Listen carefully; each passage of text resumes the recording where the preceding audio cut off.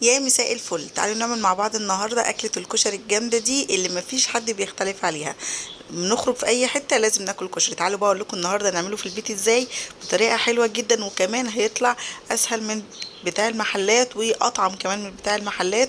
وهنعمل الصلصه بتاعته والدقه والشطه وكل التريك. بس قبل ما نبدا الفيديو ما تنسوش بقى يا حبايبي تعملوا لايك للفيديو، واللي مشتركش في القناه يشترك، وكمان فعلوا زر الجرس عشان اي فيديو جديد انزله يجيلكوا اشعار بيه.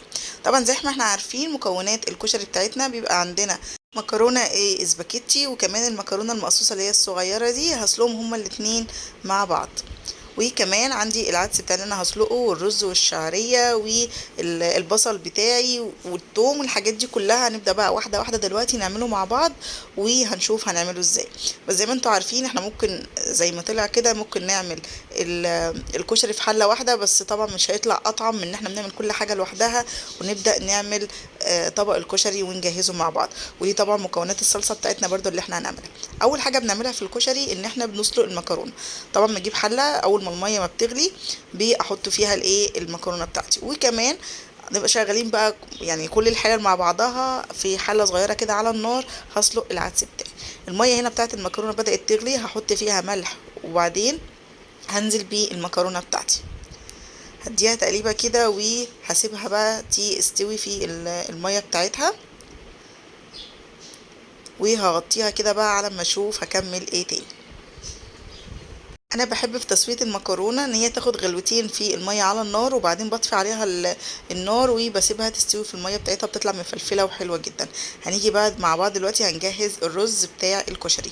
رز الكشري انا بعمله اللي هو البني شويه دوت، بيطلع حلو قوي قوي. ممكن تعملي رز بشعريه عادي، بس جربي الطريقه دي هتعجبك جدا. اول حاجه جبت معلقه كبيره من الزيت وحطيت فيها بصله، وبدات احمر البصله بتاعتي.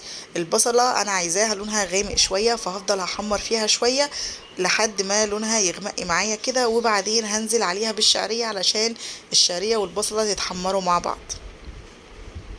زي ما انا ما قلت لكم الحله اللي جنبي معاها عليها المكرونه، والناحيه التانية عليها العدس. مشغلين البوتاجاز كله علشان ننجز في الوقت.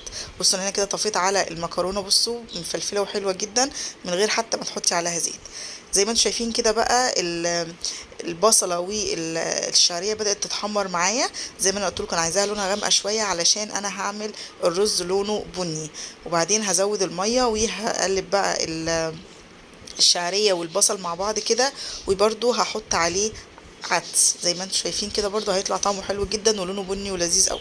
اول ما يبدا يغلي غلوتين هزود الرز بتاعي.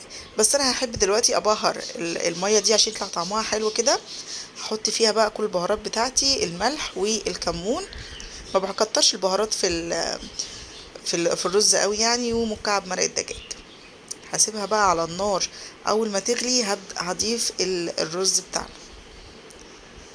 زي ما انا قلت لكم لو مفيش حد بيحب الرز بالطريقه دي ممكن تعملوا رز بشعريه عادي، بس بجد جربوا الطريقه دي هتعجبكم قوي. زي ما انا بوريكم كده الميه لونها بني علشان الرز يطلع بني. الميه بدات تغلي معايا كده زي ما انتم شايفين. هبدا بقى احط الرز بتاعي الكميه اللي انت عايزاها طبعا، وهتقلبيه بقى تقليبه كده. لو احتاج ميه معاكي ممكن تزودي، مش محتاج حسيتي ان هو مظبوط يبقى تمام مفيش مشكله. هغطي بقى الحله بتاعتي، وبعدين اول ما يبدا يتشرب الرز بتاعي الميه بتاعته هوطي عليه خالص لحد ما يستوي. تعالوا بقى نعمل الصلصه مع بعض. هنا انا جايبه توم عاملاه بكزبره. الكزبره بتدي ريحه حلوه قوي للصلصه. فجبت معلقتين كبار كده من التوم المفروم، عليهم معلقه من الكزبره، وطحنتهم مع بعض في الهون. وهبدا بقى اعمل الصلصه بتاعتي. هحط معلقه كبيره كده من التوم دوت، وهقلبه كده في الزيت. اول ما ريحه التوم تطلع والكزبره هضيف الصلصه بتاعتي.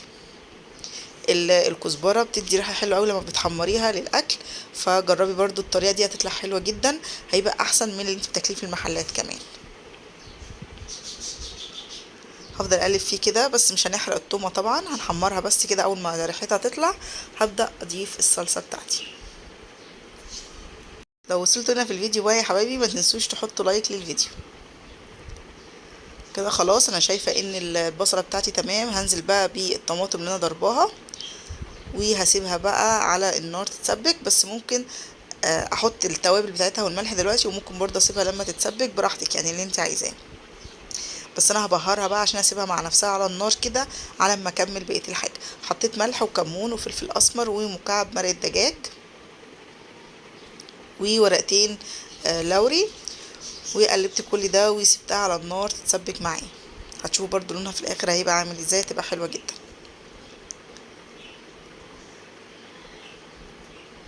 تعالوا بقى مع بعض نعمل الحبشتكنات بتاعه الكشري، الدقه والحاجات الحلوه دي. الدقه بقى انا عملتها ازاي؟ جبت كوبايه من الميه، عصرت عليها ليمونتين كبار، وكمان هاخد، بصوا الصلصه هنا بقت حلوه ازاي، هاخد كبشه من الصلصه دي احطها على الدقه. والدقه دي انا حطيت فيها زي ما قلت لكم، حطيت فيها ملح وكمون وليمون كتير، ليمون كتير بجد هتديها مزازه وحلوه جدا. وخدي كبشه كده او معلقتين كبار من الصلصه اللي انت عملتيها. جهزت بقى طبق الكشري زي ما انا عملته، زي ما انتم شايفينه كده طلع حلو جدا.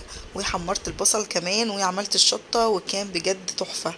جربوا الطريقه دي وجربوا كمان، انا عارفه ان هو مفهوش افتكاسات كتير، بس جربوا طريقه الرز دي هتعجبكم قوي قوي. الرز البني ده جميل جدا في الكشري، والصلصه بتاعتي وادي الشطه والدقه بجد كان خطير. يا رب الفيديو يكون عجبكم، وما تنسوش بقى يا حبايبي تعملوا لايك للفيديو واشتراك للقناه، وكمان فعلوا زر الجرس، وتابعوني على صفحتي على الفيسبوك مطبخ مي واحمد. يلا مع السلامه، باي باي.